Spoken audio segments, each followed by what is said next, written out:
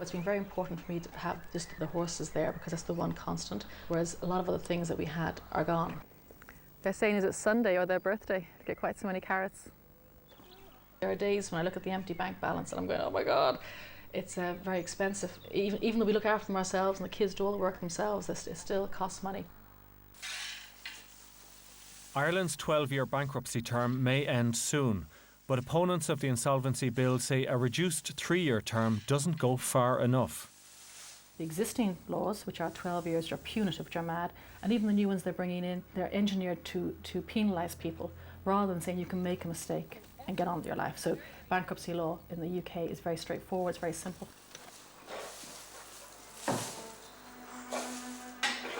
If I did look at going over to the UK, I'd have to figure out some way of maybe Catherine coming with me. Being a single mum, the difficulties are, huge. There's not a parent here that the kids can stay with. Unlike other very prominent business people who have gone bankrupt, who have a lot of money and property all over the world, I actually don't. I can't repay my debts anyway. If in the morning I couldn't find that money, or for some reason I had a number of bills stacked up and I couldn't pay the rent, I'm only a rent check away from being homeless.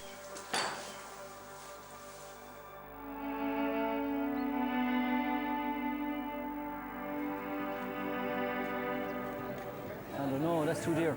Yeah, this here. It's too dear. No, it's not, Yeah. Tommy. The Keane family from Tipperary are living on social welfare with a €22,000 debt. They've cut their regular food spend by half. Before I would spend rough estimate of 200 maybe to 220 on a weekly basis, but now I've had to make major cutbacks, and most weeks my shopping would come to a rough estimate of maybe 120. Chickens. He'd pass now a lot of sections and he'd demand anything that a child sees that every other child is getting, I'd have to more or less cut back on, which is kind of hard because he might be crying out for it in the middle of the shop.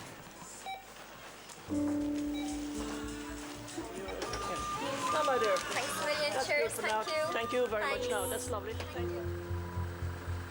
For those with over €20,000 of debt, the Insolvency Bill proposes reduced payments to creditors over an agreed period. But the Keanes are still worried. There is actually probably no guarantee that if somebody goes in with this frame of mind, we're going to be let's say debt-free and all this is going to take care of my problems. Another problem could arise like that. The work mightn't be there, you might not be able to pay this back. Debt collection agencies, they were looking for €20 a week on the debts that I had for the 22,000. But still, I found the €20 very hard to come across every week. It's just €20 that could be in our fridge. People shouldn't really have to pay the full whack that they are paying. People just don't have the money at this stage now and not working. Ger Sweeney is travelling to the Money Advice and Budgeting Service in Arklow. Mabs is helping Ger manage his €4,000 debt. To get money in the bone time was simple. Keeping the taps on it, is the biggest problem. I wasn't in control at the time. I lost all the material things like house, car, and I also lost my marriage as well, Ger has felt the pressure of debt. 6 years ago, he suffered a stroke. I developed some side symptoms from the stroke which cut me out of work altogether. My disposable income is very small, I'm on disability allowance, which allows me 190. I've worked all my life, I was never a person that was idle. A lot of people commute here now from Corey Dublin to work, and it would be nice to be back in the system again, but there's no prospects of that in the future. Ger hopes to qualify for the Insolvency Bill's debt relief certificate. If his finances don't improve within a year, debts under €20,000 can potentially be written off. The kind of payments that you pay back, it's all based on what's left over after you have made sure that your rent can be paid, your food, your electricity and stuff. So you're paying all your creditors on what's called a pro rata basis. So whoever is owed the most gets the most. Yeah. I still have to sit down on a Wednesday morning and at a case where I have to pay €5 here, €10 there. So if I don't keep on top of it, it'll just go pear-shaped again, you know. But I just heard it there about debt certificate. Would that be able to help me be able to pay it off in a shorter time? Well, that's one of the rationale behind the personal insolvency bill, because I suppose there is a recognition that there are people who find themselves with so much debt that they're never going to pay it off over the course of their lifetime. There may be something in there for you. I suppose really it's a question of waiting and seeing, you know, how it actually pans out. For the moment, though, it's important that you keep on doing what you're doing. Right. You know, that you're paying what you can afford to pay, that we're engaging with them, that when they send letters, they're responded to and things like that. That's probably going to put you in the best position. The banks and the creditors are going to have to come back down and say, right, what is your disposable income? What can you afford to pay? We're not in a fantasy world anymore, we're living in reality, you know. Debt, it's a part of life now.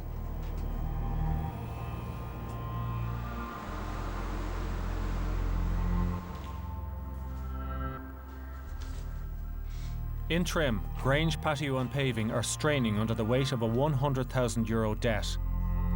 But there's more bad news in the post.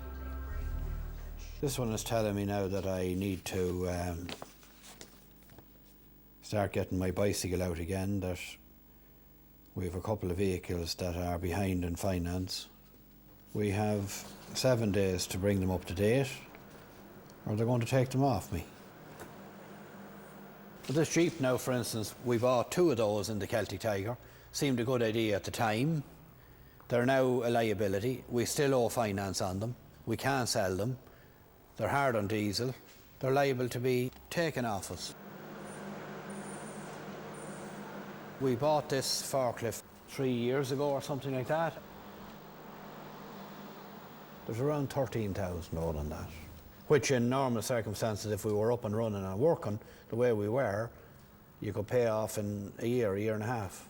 But when the jobs that you're now getting are very little profit and you're more or less working to keep people employed, there's no income left, and then you're paying so much off historic debts, there's nothing left to divide, you know, so. For every debtor in Ireland, there is a creditor, someone who's owed money. Some creditors hire agents to collect on debts. Interim Justitia is one such agency employed by banks and other lenders. We would say that it's the late payer that's the enemy. It's not the debt collection agency or our client who is seeking recovery of a debt. Any modern consumer society needs to have credit, so credit's a good thing. If a debtor engages with us on the subject of unpaid debts, it's very easy to be emotional about it. We're doing a job, they're not. So we try to be accommodating, and we try and calm the debtor down if we can, just to talk about the debt that's owed and how it's going to be resolved.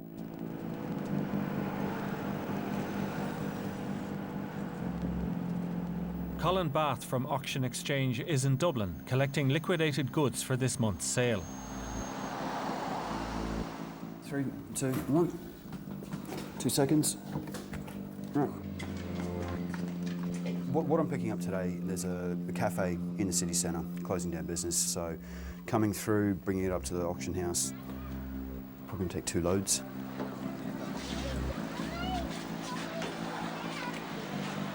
It's all catering stuff. Okay, we've got some chest freezers, stainless steel workbenches, tables and chairs. We do have times where, obviously, you know, we deal directly with the, you know, with the big bosses of the actual company themselves. So, you know, depending on the situation, sometimes it's a pretty stressful occasion. Sometimes, you know, it's just they're just so happy to be rid of all their stuff. So, you know, at least then they can make a clean start.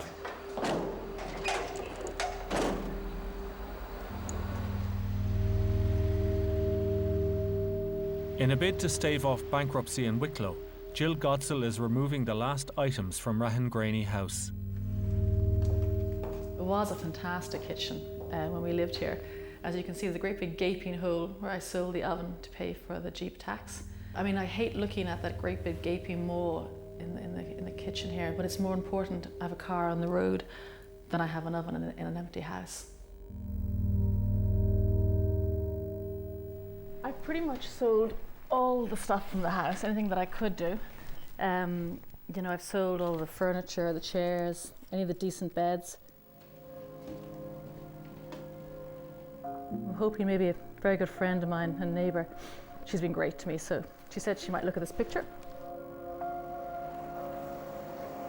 All around the area, friends of mine have bought different bits of furniture and curtains and prints and stuff like that.